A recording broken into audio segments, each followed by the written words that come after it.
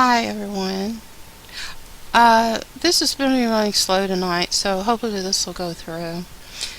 Where I left off, I was talking about the Red Cross and how it had connections with the Vatican.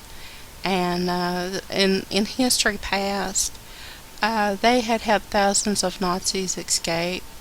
So, and then most of them, were you remember that where they escaped to mostly was the United States, of all places. And some also escaped to some South American countries, I believe. Um, but that was some things that it was just hearsay. So, but most of them had escaped to the United States after the war. Anyway, it says you can hear this as I don't know what this is. I think it's some kind of podcast, and there's also a link to get more information. But it says that the Vatican had always refused to comment on its wartime activities and had kept its archives closed to the public. And wouldn't it be interesting that that the public can get access to this information and find out what really went on? And I hadn't followed the Rome Nazi connection closely enough, so it seems like every year someone comes out with a book making the connections to Rome, and so the Rome apologists try to disconnect those connections and so on and so forth. Well, if the archives is closed, it's long time till Rome is definitely cleared. Notice though that the article basically says nothing of the substance about Rome and the Nazis. But okay, this other article goes in depth about what it's in regards to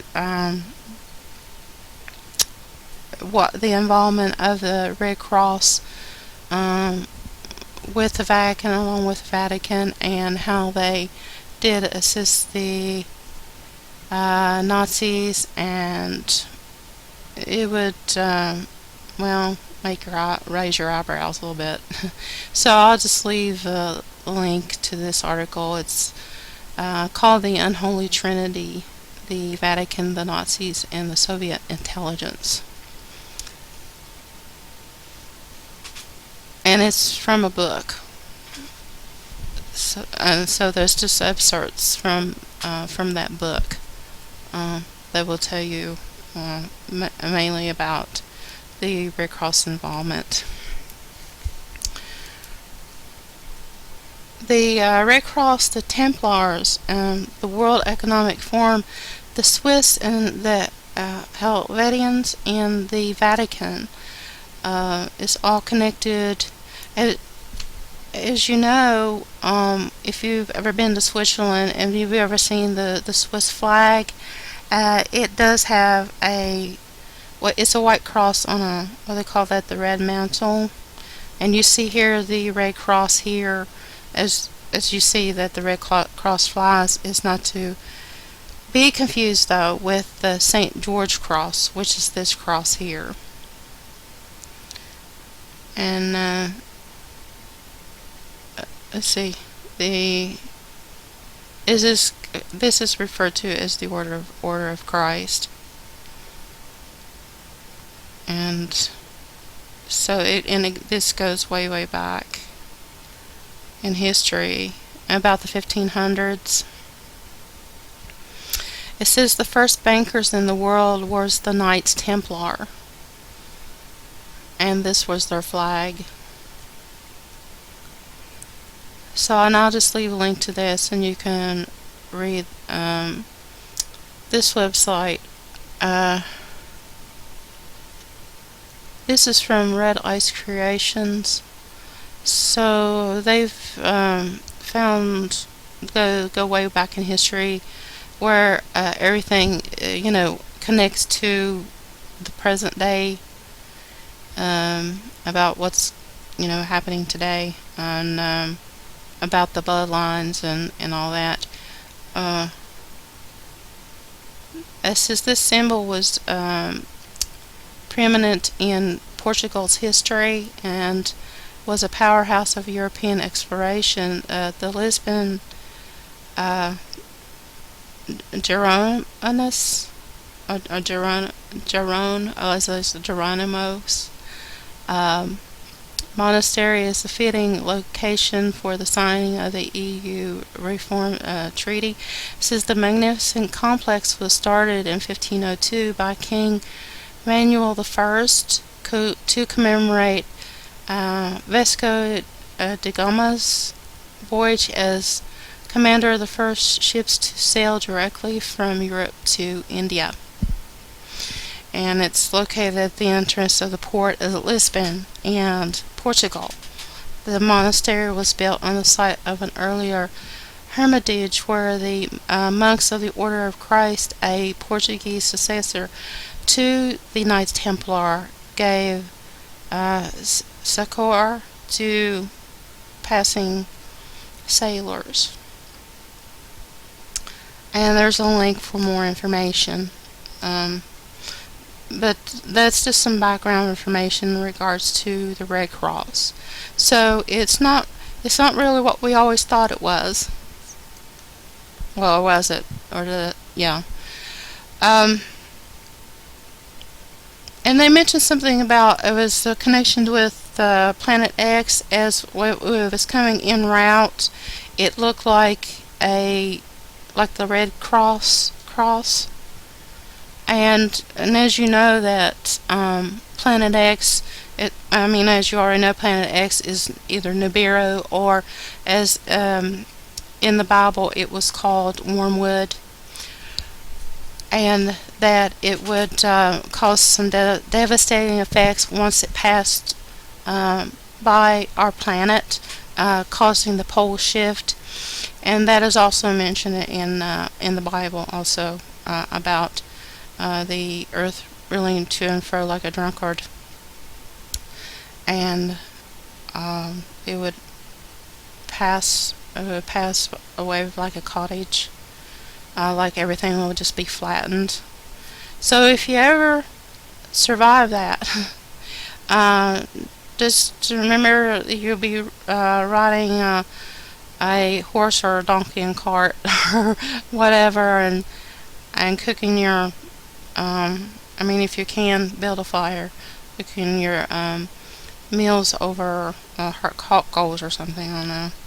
I'm being really, really realistic here, so I'm just going to move on.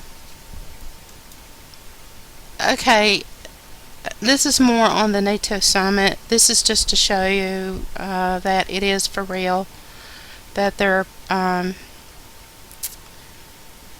planning the summit. It's the dates I was given was May the 18th through the 21st, but it says from May 20th to the 21st, but I'm going to leave it at that because you never know what they're going to plan, even before then.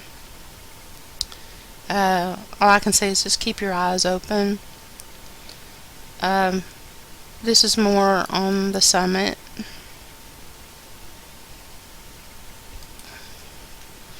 And the NATO Secretary General announces Chicago Summit dates. Says the NATO forthcoming summit in Chicago will take place on May the 20th through the 21st of 2012. NATO's Secretary General Andreas Fogh Rasmussen, guess you pronounce his last name, announced during a visit to the United States. This is, we'll have the next NATO Summit in Chicago on May 20th, 21st of next year. This was dated for September 2011. Okay. So this was several months ago. So it wasn't quite a year when they made the statement. It says the full Chicago Summit agenda has not yet been finalized, but the NATO's enduring partnership with Afghanistan agreed in Lisbon So see, that information I gave you about Lisbon will be a key point. So remember that NATO-trained Afghan forces has begun to take the lead responsibility for security in the country, and that transition is on track to be complete in 2014. Okay, so we got to remember that for 2014. Lots of information here. Lots. The Chicago Summit will make clear that even after that date, NATO will not leave Afghanistan behind. Will stay committed with a focus on continuing to train and educate Afghan security forces to continue to improve their capacity. I just wonder what else they have planned. It's not that. And Lisbon, the NATO head of state and the government agrees to create a system to defend NATO European territories and populations against ballistic missile threats and begin talks on possible missile defense cooperation with Russia. And I just wonder if that's a clear through going on through giving them the okay to march on Israel. I don't know. I mean, it's all coming into play, in prophecy. I'm not sure, but I'll not finish this. I'll just leave the link and y'all can read it. That's a really interesting article. Now this is from the NATO website. Okay. There was also mentioned that there will be a partial. This is information given to me also. It was a partial solar, but actually it was an annular. Let's see, it was annular solar eclipse on that same day. On the same day that they were going to have the NATO Summit. So doesn't that sound very strange? That an eclipse, a solar eclipse, would happen on this day. It says that it's the first solar eclipse in 2012 on May the 20th and 21st, and the first annular eclipse to be seen from the United States in 18 years, and the first one to be visible from the Earth in more than 2 years. The eclipse will also be seen from Eastern Asia and Northern Pacific, and it starts in Asia at 2056, which is 8:56 p.m. Universal Time on May the 20th, and ends in the United States at 2:49 a.m. on May the 21st. And here's the animation path. As you see, it's moving, if you see, past the Pacific states, and I'll discuss that a little further with where it's moving to. You see, it's moving from the Asian countries and over the Pacific and to the Pacific states. Okay, now this is what I like to mention here, and you see the eclipse path going here to here. Okay, when this happens, there's a certain judgment that is coming. Now, don't take my word for this, but this is just my thought, because every time it seems like an eclipse or a solar eclipse of this kind, some type of I was going to say, what's the word? It escapes me. Something out in space, so astronomical effect will come and cause some type of effect to occur on the Earth. And I'm not going to say what, okay, from this point, because there's been a lot of concern about information coming out, and I'm at the end of this, so let me finish up what I needed to say, and I'll talk to you over. And I guess this is part 4. This is part 3, and then part 4. Okay, see ya.